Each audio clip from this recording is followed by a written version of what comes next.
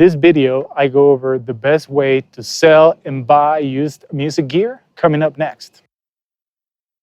Hey guys, Mayen here with another music production video. In this channel, you're going to find tips, tricks, unsalted reviews about music production and gear.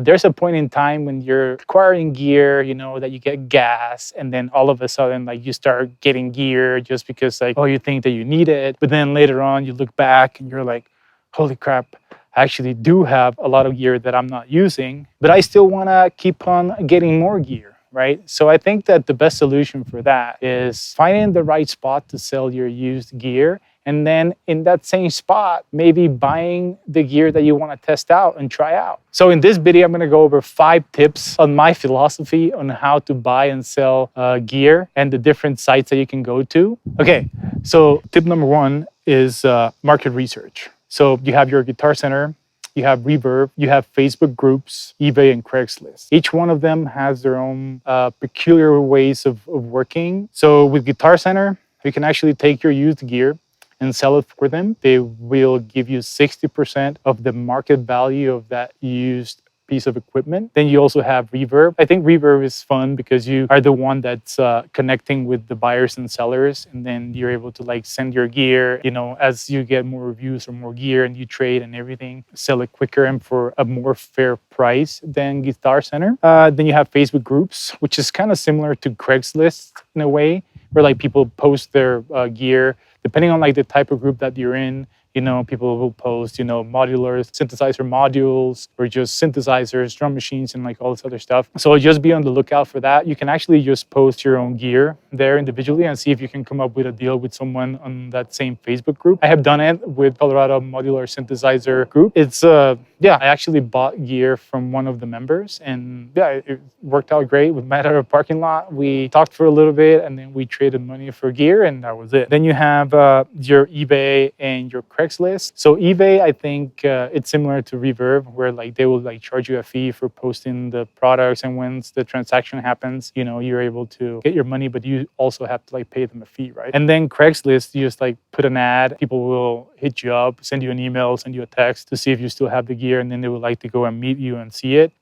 I kind of, like, don't like that process that much. I think it's, especially with gear, you know, when you're, like, dealing with a synthesizer that might be worth $1,500, it's just weird, right? To have someone come in and see your gear and you don't know them and you don't know their intentions. So I try to stay away from Craigslist. So tip number 2, take good quality pictures, because people, before they buy, they actually want to see it, right? Usually, like, once you go to Guitar Center or any store that sells gear, you get to, like, see it in person, and then you get to, like, touch it and, like, maybe, like, mess around with it a little bit. So once you're selling in websites or Facebook or whatnot, you want to make sure that your gear is presentable, that is not dusty, that is not, you know, like, looking all beat up and everything. Try to take good quality pictures, because that's going to help you sell your gear faster.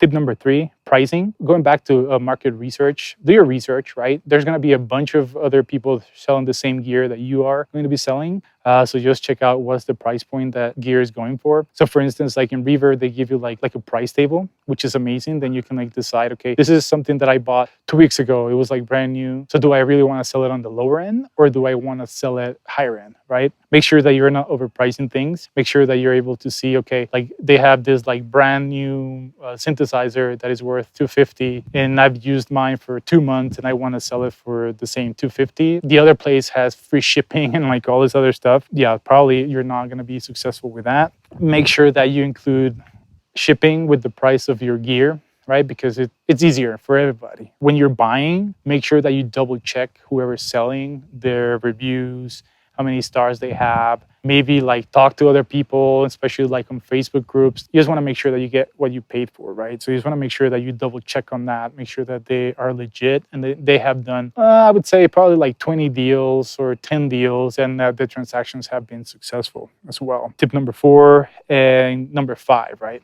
So, like, if you're planning on buying something new, here's something cool about Guitar Center. So you'll take your gear. Let's say that I'm going to take my Sub 37 and I'm going to sell it for around, like, $1,000. So I know that they're going to give me 60% of that price. So they're going to give me about $600 for it. But then they also offer 10% of any gear that you're buying from there, any new gear. So if I do the math, they're going to give me $600 for sub 37, but I want to buy a Nord Stage 3, which is $3,600, right? So they're gonna give me a discount of $360. And then with the price that I got from the sub 37, my sub 37 is gonna be valued somewhere around like $960. It's not a bad deal, especially if you're getting like new gear, build a bundle with them. You don't have to go through the hassle of like shipping it. You don't have to go through the hassle of like marketing that synthesizer. So I think it pays off. I've done it a couple of times where I know, like, okay, I had a complete keyboard, but I was going to get, a sound card. Then it just made sense. I was going to get the sound card news. They gave me 60%, but then plus the 10% off the actual unit that I was going to buy. I ended up putting out of pocket. It was like close to like $60, right? So I think that that's good. Those are like my 5 tips when it comes down to like selling and buying used gear.